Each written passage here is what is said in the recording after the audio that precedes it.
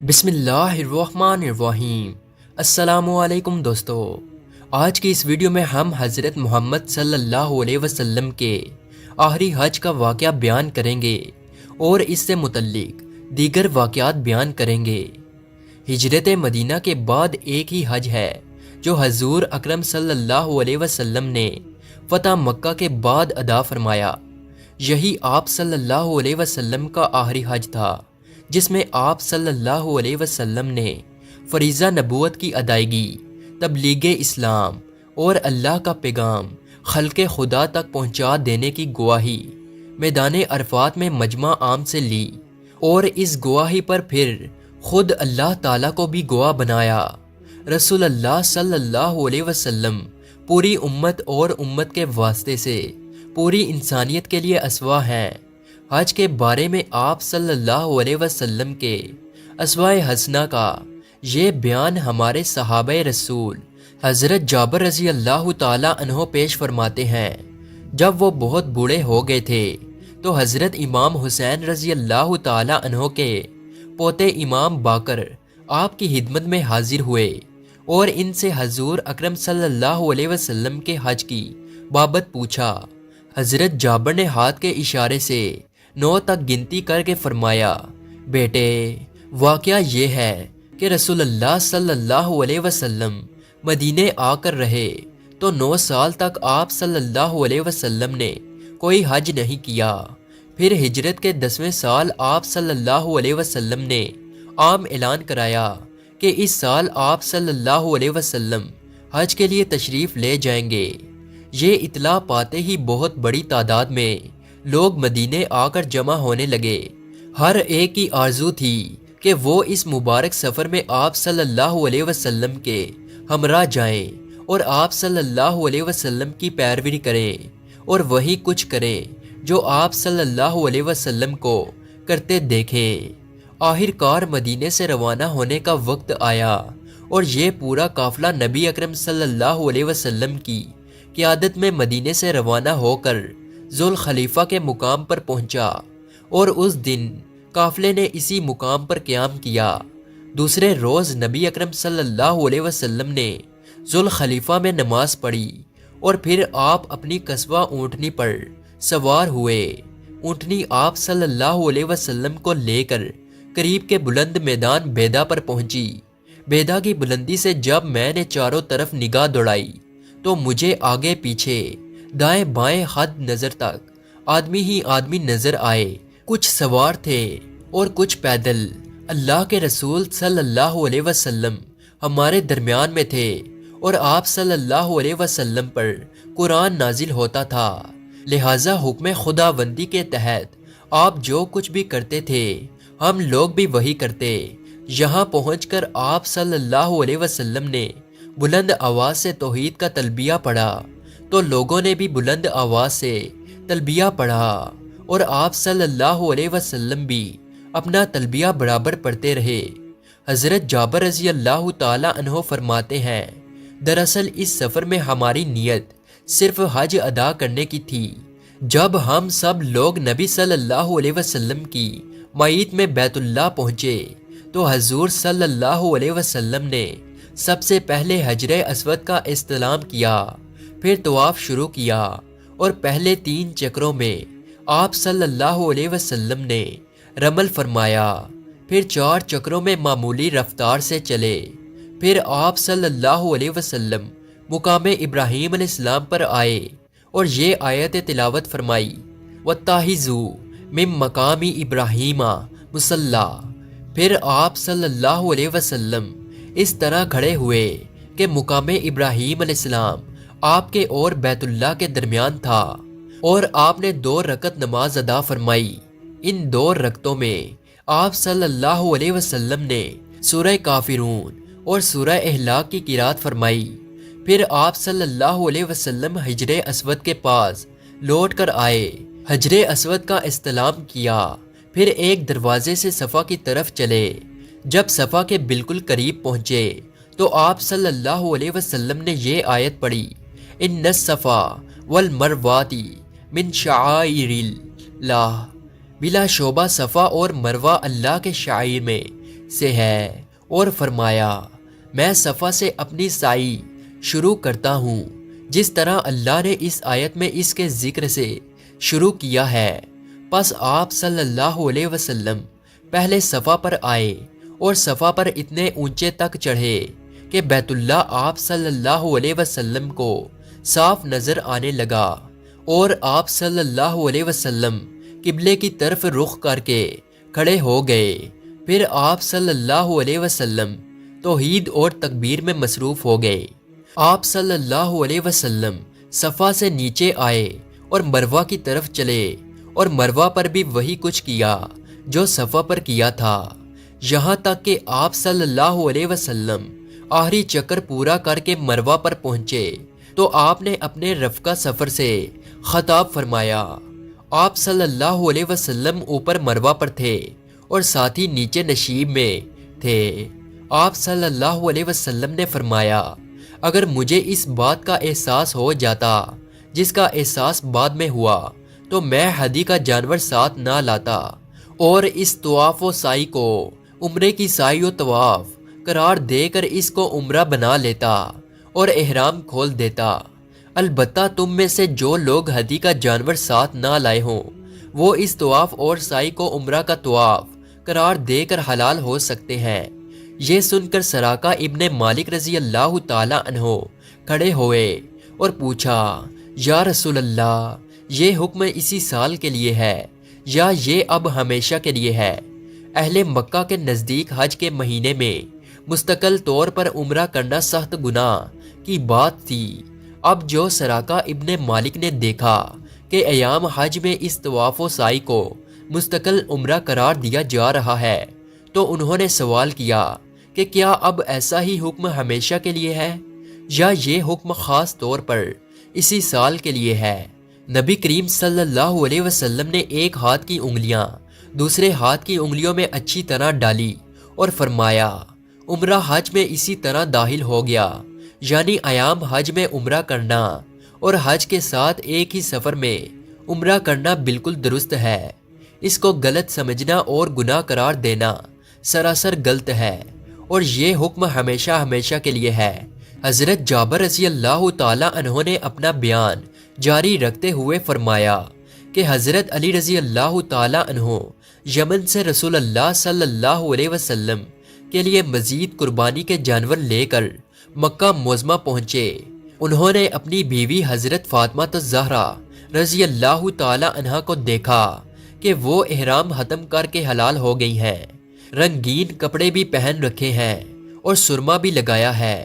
حضرت علی رضی اللہ تعالی عنہ کو یہ بات کچھ غیر مناسب معلوم ہوئی اور ناگواری کا اظہار کیا تو حضرت فاطمہ رضی اللہ تعالی عنہ نے جواب دیا مجھے ابا جان نے اس کا حکم دیا تھا، یعنی میں نے رسول اللہ صلی اللہ علیہ وسلم کے حکم سے ہی احرام ختم کیا ہے۔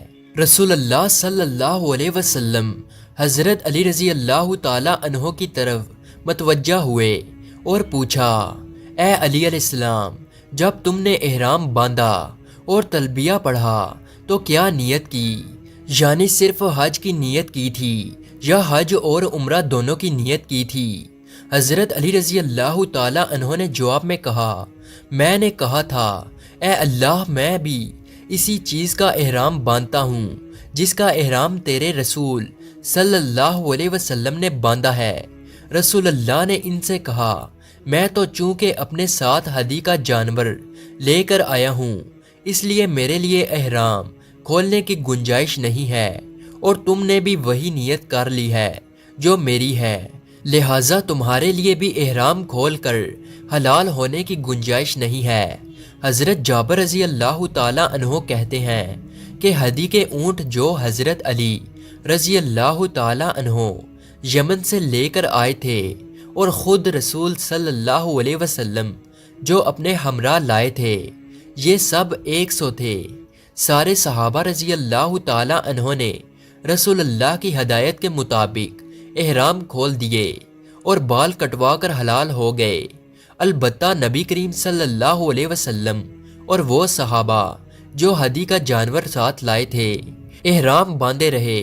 پھر جب ذوالحجہ کی 8 تاریخ ہو گئی تو سارے لوگ منع کی طرف روانہ ہوئے اور ان لوگوں نے بھی حج کا احرام باندھا جو عمرہ کر کے احرام ختم کر چکے تھے، اور نبی کریم صلی اللہ علیہ وسلم اپنی اونٹنی قصبہ پر سوار ہو کر منع کو روانہ ہوئے۔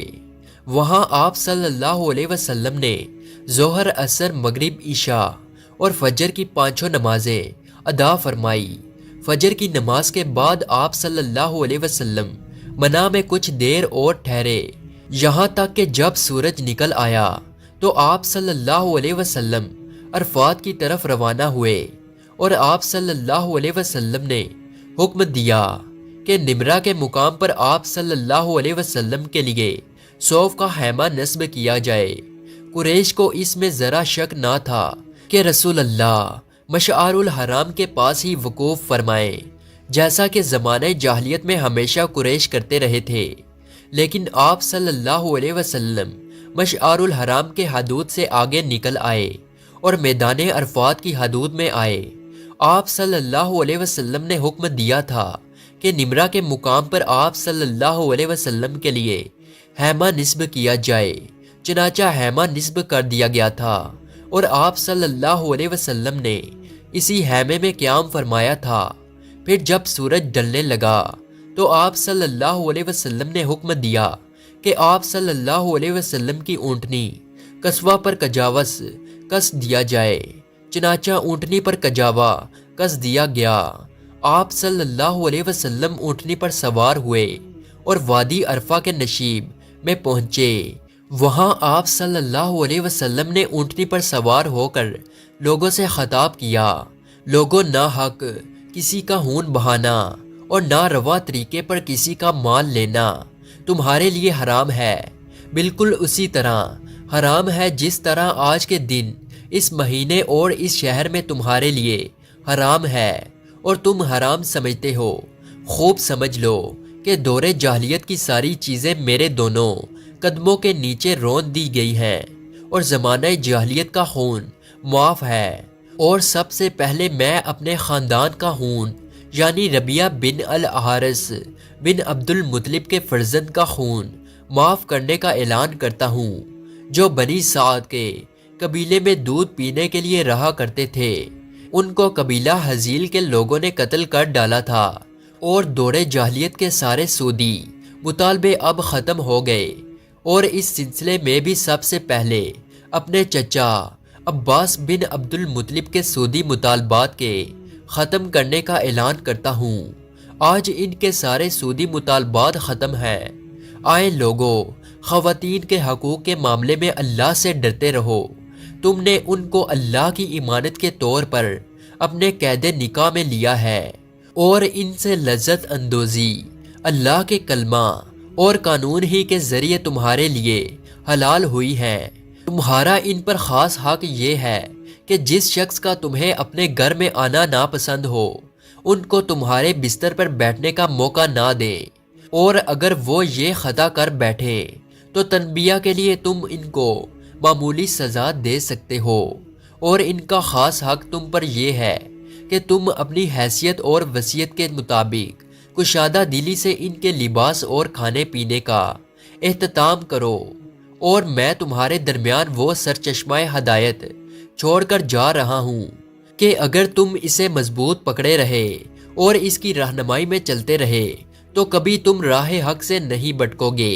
یہ سر چشمہ ہدایت ہے، اللہ کی کتاب، اور قیامت کے روز اللہ تعالیٰ تم سے میرے بارے میں دریافت فرمائے گا کہ میں نے اللہ کا پیغام تم لوگوں تک پہنچا دیا یا نہیں۔ بتاؤ تم وہاں میرے بارے میں اللہ کو کیا جواب دو گے؟ حاضرین نے ایک زبان ہو کر کہا، ہم گواہی دیتے ہیں کہ آپ صلی اللہ علیہ وسلم نے تبلیغ کا حق ادا کر دیا۔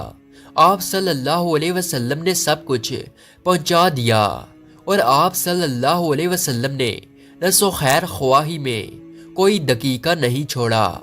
اس پر آپ صلی اللہ علیہ وسلم نے اپنی شہادت کی انگلی آسمان کی طرف اٹھائی، پھر لوگوں کی طرف اس سے اشارہ کرتے ہوئے اور جھکاتے ہوئے 3 بار کہا، اے اللہ تو بھی گواہ رہ، اے اللہ تو بھی گواہ رہ، اے اللہ تو بھی گواہ رہ۔ میں نے تیرا پیغام اور تیرے احکام تیرے بندوں تک پہنچا دیے اور تیرے یہ بندے گواہ ہیں کہ میں نے تبلیغ کا حق ادا کر دیا۔ پھر حضرت بلال رضی اللہ تعالی عنہ نے اذان دی اور اقامت کہی اور آپ صلی اللہ علیہ وسلم نے ظہر کی نماز پڑھائی۔ ظہر اور عصر کی نمازیں ایک ساتھ پڑھنے کے بعد آپ صلی اللہ علیہ وسلم ٹھیک اس مقام پر آئے جہاں وقوف کیا جاتا تھا۔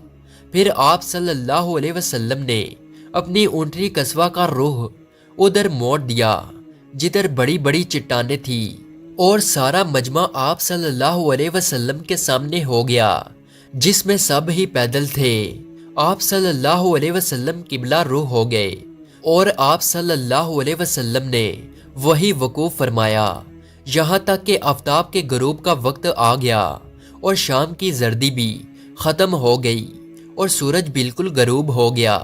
تو اس وقت آپ صلی اللہ علیہ وسلم عرفات سے مزدلفہ کی طرف روانہ ہوئے اور حضرت اسامہ بن زید رضی اللہ تعالی عنہ کو آپ نے اپنی اونٹنی پر اپنے پیچھے بٹھا لیا اور آپ صلی اللہ علیہ وسلم مزدلفہ آ پہنچے۔ یہاں آ کر آپ نے مغرب اور عشاء کی نماز ایک ساتھ پڑھی۔ اذان ایک ہوئی اور اقامت دونوں کے لیے الگ الگ، اور ان دونوں نمازوں کے درمیان آپ نے کوئی سنت یا نفل نماز نہیں پڑھی۔ اس کے بعد آپ صلی اللہ علیہ وسلم احرام فرمانے کے لیے لیٹ گئے اور آرام فرماتے رہے یہاں تک کہ صبح صادق ہو گئی اور فجر کا وقت ہو گیا۔ صبح صادق ہوتے ہی آپ صلی اللہ علیہ وسلم نے اذان اور اقامت کہلوا کر نماز فجر اول وقت میں ادا فرمائی۔ نماز فجر سے فارغ ہو کر آپ صلی اللہ علیہ وسلم نے مشعر الحرام کے پاس تشریف لائی۔ یہاں آ کر نبی اکرم صلی اللہ علیہ وسلم قبلے کی طرف رخ کر کے کھڑے ہو کر دعائے تکبیر، تحلیل اور توحید و تسبیح میں مصروف ہو گئے اور دیر تک مصروف رہے۔ جب خوب اجالا ہو گیا تو طلوع آفتاب سے ذرا پہلے آپ صلی اللہ علیہ وسلم وہاں سے منع کے لیے روانہ ہو گئے اور اس وقت آپ صلی اللہ علیہ وسلم نے اپنی ناکا کے پیچھے فضل بن عباس رضی اللہ تعالی عنہ کو سوار کر لیا۔ جب آپ وادی محصر کے درمیان پہنچے تو آپ صلی اللہ علیہ وسلم نے اپنی اونٹنی کو ذرا تیز کر دیا۔ پھر محصر سے نکل کر آپ صلی اللہ علیہ وسلم اس درمیانی راستے سے چلے جو بڑے جمرے کے پاس جا کر نکلتا ہے۔ پھر اس جمرے کے پاس پہنچ کر جو درخت کے پاس ہے آپ صلی اللہ علیہ وسلم نے رمی فرمائی۔ 7 کنکریاں اس پر پھینک کر ماری اور ہر کنکری پھینکتے ہوئے آپ صلی اللہ علیہ وسلم اللہ اکبر کہتے جاتے تھے۔ یہ کنکریاں چھوٹی چھوٹی تھی۔ آپ صلی اللہ علیہ وسلم نے نشیبی مقام سے جمرہ پر یہ رمی کی۔ جب آپ صلی اللہ علیہ وسلم رمی سے فارغ ہوئے تو قربان گاہ کی طرف روانہ ہوئے۔ وہاں آپ صلی اللہ علیہ وسلم نے 36 اونٹ اپنے دستے مبارک سے قربان کیے اور باقی اونٹ حضرت علی رضی اللہ تعالی عنہ کے حوالے کیے، جن کی قربانی حضرت علی رضی اللہ تعالی عنہ نے کی، اور آپ صلی اللہ علیہ وسلم نے حضرت علی کو اپنے ہدایہ کے اونٹوں میں شریک فرمایا۔ پھر آپ صلی اللہ علیہ وسلم نے حکم دیا کہ قربانی کے ہر اونٹ میں سے ایک ٹکڑا لیا جائے، چنانچہ ہر ایک میں سے ایک ایک ٹکڑا لے کر دیچکے میں ڈال دیا گیا اور پکایا گیا۔ پھر نبی اکرم صلی اللہ علیہ وسلم اور حضرت علی رضی اللہ تعالی عنہ دونوں نے اس گوشت میں سے تناول فرمایا اور اس کا شوربہ بھی پیا۔ پھر حضور صلی اللہ علیہ وسلم اپنی اونٹنی پر سوار ہوئے اور طواف زیارت کے لیے بیت اللہ کی طرف روانہ ہوئے۔ ظہر کی نماز آپ صلی اللہ علیہ وسلم نے مکے میں پہنچ کر ادا فرمائی۔ نماز ظہر سے فارغ ہو کر آپ صلی اللہ علیہ وسلم اپنے اہل خاندان بنی عبد المطلب کے پاس آئے جو زمزم سے پانی کھینچ کھینچ کر لوگوں کو پلا رہے تھے۔ آپ صلی اللہ علیہ وسلم نے ان سے فرمایا، ڈول نکال کر پلاؤ۔ اگر مجھے یہ اندیشہ نہ ہوتا کہ مجھے دیکھ کر دوسرے لوگ تم سے زبردستی یہ خدمت چھین لیں گے تو میں خود اپنے ہاتھ سے تمہارے ساتھ زمزم سے ڈول کھینچتا۔ ان لوگوں نے آپ صلی اللہ علیہ وسلم کو ڈول بھر کر دیا تو آپ صلی اللہ علیہ وسلم نے اس میں سے نوش فرمایا۔ یہ ہے رسول اکرم صلی اللہ علیہ وسلم کا وہ الوداع حج جو آخری بھی ہے اور مثالی بھی، امت کے لیے اسوہ حسنہ بھی ہے، اور قیامت کے اہل ایمان اس نمونے پر اپنا فریضہ حج ادا کرتے رہیں گے۔ اللہ تعالی مومنین کو حضور اکرم صلی اللہ علیہ وسلم کے نقش قدم پر چلنے کی توفیق عطا فرمائے، آمین۔